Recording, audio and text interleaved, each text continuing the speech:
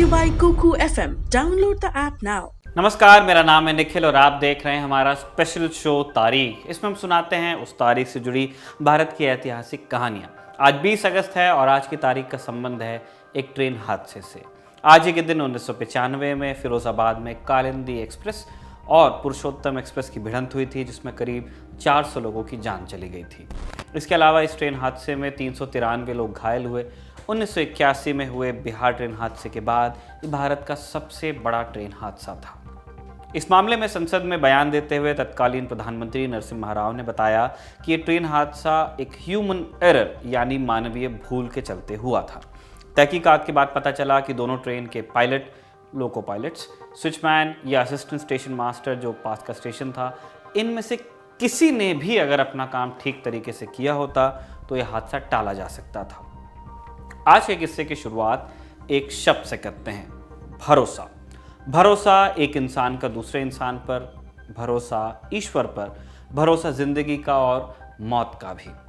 19वीं सदी में नीत्शे ने अपनी किताब द गे साइंस में लिखा, God is dead, God remains dead and we have killed him, यानी ईश्वर मर चुका है, वो मृत ही रहेगा और हमने ही उसे मारा है।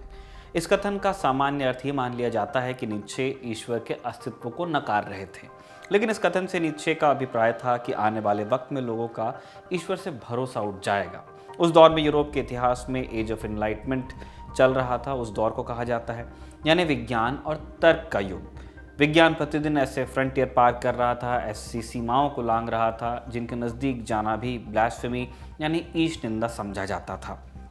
21वीं सदी में नीत्शे की भविष्यवाणी शब्दशः सत्य साबित हुई और समय के साथ भरोसा और फेथ जैसे शब्द अंधविश्वास की कैटेगरी में जाने लगे। फिर चाहे वो लोगों का एक दूसरे पर भरोसा हो, सिस्टम पर भरोसा हो या किसी का खुद पर ही भरोसा क्यों ना हो। शो मी द एविडेंस के तीर से विश्वास और भरोसे के सारे रक्षा कवच तोड़ दिए गए। इस सब के बावजूद किसी न किसी रूप में भरोसे की मिसाल हमारे रोज़मर्रा के जीवन में कायम है। एक बात है जिस पर हम सब भरोसा करते हैं, रोज़ करते हैं, वो क्या?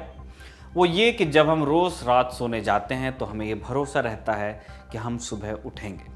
कोई भी इस डर के साथ नहीं सोता कि शायद सुबह उठ ही ना पाए, जबकि इसकी कोई गारंटी नहीं है।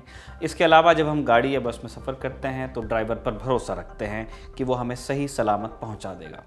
अनकॉन्शियसली ही सही, आम जिंदगी में कई चीज़ों पर हम भरोसा करते चलते हैं, चाहे वहाँ कोई एविडेंस या प्रूफ ना हो तब भी। अब चाहे इसे एवोल्यूशनरी ट्रेट कह लीजिए या मनुष्य की इनबॉर्न आस्तिकता का प्रूफ आप पर है। आप कहेंगे भैया आज भरोसे और ईश्वर जैसी बातों पर क्यों ज्ञान दिया जा रहा है? वो इसलिए क्योंकि जिस ट्रेन हादसे के बारे में आज बात हो रही है उसकी सेंट्रल थीम ही भरोसा है। गलत बात पे भरोसा, गलत व्यक्ति पर भरोसा और इसी भरोसे के नाम पर अपनी जिम्मेदारी से मुंह मोड़ लेने की हमारी आदत। फिरोजाबाद स्टेशन पर उस दिन जब दोनों ट्रेनें टकराईं तो सुबह के 3 बज रहे थे। उस वक्त दोनों ट्रेनों के अधिकतर मुसाफिर सो रहे थे, इसी भरोसे के साथ कि जब सुबह उठेंगे तो दिल्ली पहुंच चुके होंगे, अपनी मंजिल पर होंगे। लेकिन दिल्ली दूर थी और कई मुसाफिर अपनी नींद से फिर कभी नहीं जाग पाए। सुनने में बात बड़ी अटपटी लगती है, आखिर स्टेशन पर खड़ी किसी ट्रेन को कोई दूसरी ट्रेन टक्कर कैसे मार सकती है? दोनों ट्रेनों के ड्राइवर, स्टेशन मास्टर क्या सब सो रहे थे? जवाब है नहीं, कोई सो नहीं रहा था। लेकिन पहली बात तो ये कि सरकारी नौकरी के साथ जो तोहमत जुड़ी हुई है, जो स्टीरियोटाइप जुड़ा है, ये हादसा उसका परफेक्ट एग्जाम्पल है। दूसरी बात कि जिस भरोसे की बात हम कर रहे थे उसी का यहाँ दुरुपयोग हो रहा था।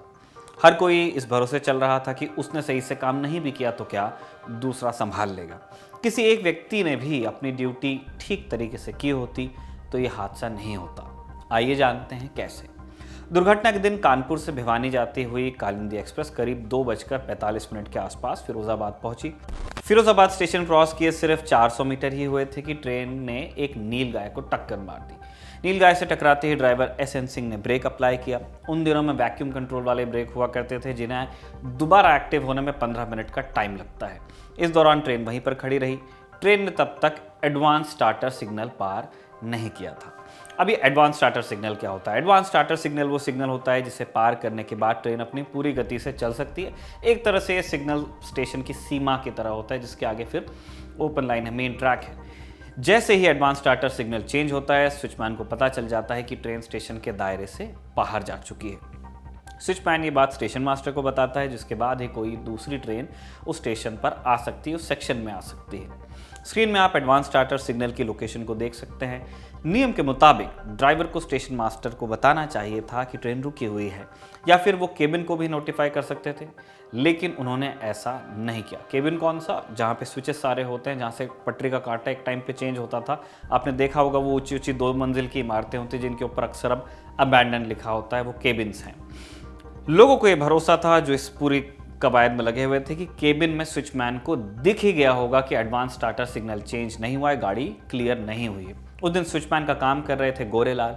54 साल के गोरेलाल पिछले 10 साल से इस काम में थे। रूटीन काम और रूटीन भरोसा कि ट्रेन स्टेशन से आगे बढ़ गई है तो निकल ही गई होगी। गोरेलाल अगर एक बार अपने केबिन की खिड़की से बाहर झांक लेते तो उन्हें ट्रेन की बत्ती और एडवांस स्टार्टर सिग्नल दोनों दिख जाते, क्योंकि जैसा कि मैं कह रहा था 2 मंजिला होती है, ऊपर की खिड़की से वो देख सकते थे। वो भी नहीं तो कम से कम केबिन में लगी बत्ती को देख लेते तो समझ जाते कि ट्रेन ने एडवांस स्टार्टर सिग्नल को पार नहीं किया, क्योंकि उनके पैनल पे दिखता। इसके आगे भी कई मौके आए जिससे ट्रेन हादसा टल सकता था। उस दिन फिरोजाबाद स्टेशन में assistant station master ASM SB Pandey duty पे थे। पुरुषोत्तम एक्सप्रेस के आने का टाइम हो रहा था, सो एएसएम ने केबिन में गोरेलाल को फोन मिलाया और पूछा, ट्रैक खाली है? सुपरफास्ट गाड़ी पुरुषोत्तम एक्सप्रेस को पास होना है।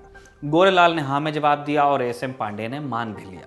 बात फिर से एक और बार भरोसे की थी, क्योंकि नियम अनुसार एएसएम को अगले स्टेशन यानी हीरनगांव को फ़ोन करना चाहिए था, जहां से उन्हें पता चल जाता कि कालिंदी एक्सप्रेस पहुंची है या नहीं। लेकिन एएसएम ने गोरेलाल की बात पर पूरा भरोसा जताते हुए पुरुषोत्तम एक्सप्रेस को इजाज़त दे दी। होम सिग्नल पीला हो गया, पुरुषोत्तम एक्सप्रेस स्टेशन पर पहुंच गई। अब इस पुरुषोत्तम एक्सप्रेस को चला रहे थे दयाराम, उसके लोको पायलट का नाम था। चूंकि कालिंदी एक्सप्रेस ने एडवांस स्टार्टर सिग्नल पार नहीं किया था, इसीलिए उससे पहले जो स्टार्टर सिग्नल था वो रेड था, खतरे का निशान। मतलब दयाराम को ट्रेन की रफ्तार धीमी कर देनी चाहिए थी। उन्हें हर हाल में स्टार्टर सिग्नल के पहले ट्रेन को रोकना चाहिए था, लेकिन उन्हें खतरे का अंदेशा दिखा रहे स्टार्टर सिग्नल पर बिल्कुल भरोसा नहीं था। होता भी क्यों, मशीन थी, आदमी थोड़ी था जिस पर भरोसा किया जाता।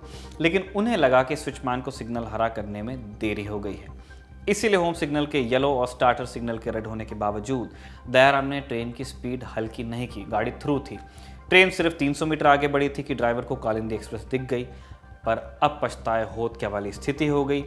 आनन फानन में ब्रेक दबाया गया।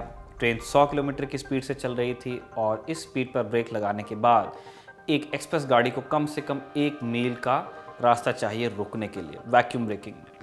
पुरुषोत्तम एक्सप्रेस लगभग इसी रफ्तार पर जाकर कालिंदी एक्सप्रेस से भिड़ गई। लोहा लोहे में ऐसे गुद गया जैसे किसी ने हाथ से गांठ लगाई हो। दूर से देखो तो पता ही नहीं चलता था कि कौन सा डिब्बा किस ट्रेन का है। एक ट्रेन का डिब्बा दूसरे डिब्बे के ऊपर ऐसे चढ़ गया था जैसे चूड़ियाँ आपस में उलझ गई हों। विडंबना ये कि फिरोजाबाद अपनी चूड़ियों के लिए ही मशहूर है। दोनों ट्रेनों का मलबा खंगालने में 3 दिन लग गए। जहाँ देखो लाशें बिखरी पड़ी थीं। इसके अलावा चारों तरफ बॉडी पार्ट्स फैले हुए थे। कहीं किसी का हाथ तो कहीं किसी का पैर था। कई लोगों की शिनाख्त तक नहीं हो पाई। मरे हुए लोगों की ठीक ठीक संख्या भी बताना मुश्किल था। ट्रेन की लिस्ट को देखकर मारे गए लोगों की संख्या का पता लगाया गया, जो रिजर्वेशन चार्ट्स थे।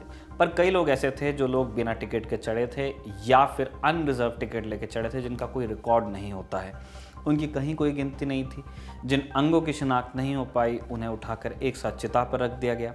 कालिंदी एक्सप्रेस के जनरल कंपार्टमेंट में सिर्फ 4 लोग जिंदा बच पाए।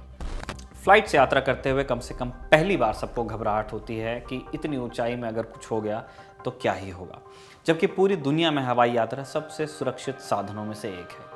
इसके विपरीत आज़ादी के बाद से 2010 तक भारत में हर साल औसतन 500 रेल हादसे हुए, अलग अलग डिग्रीज के, कोई ज़्यादा सीरियस कोई कम।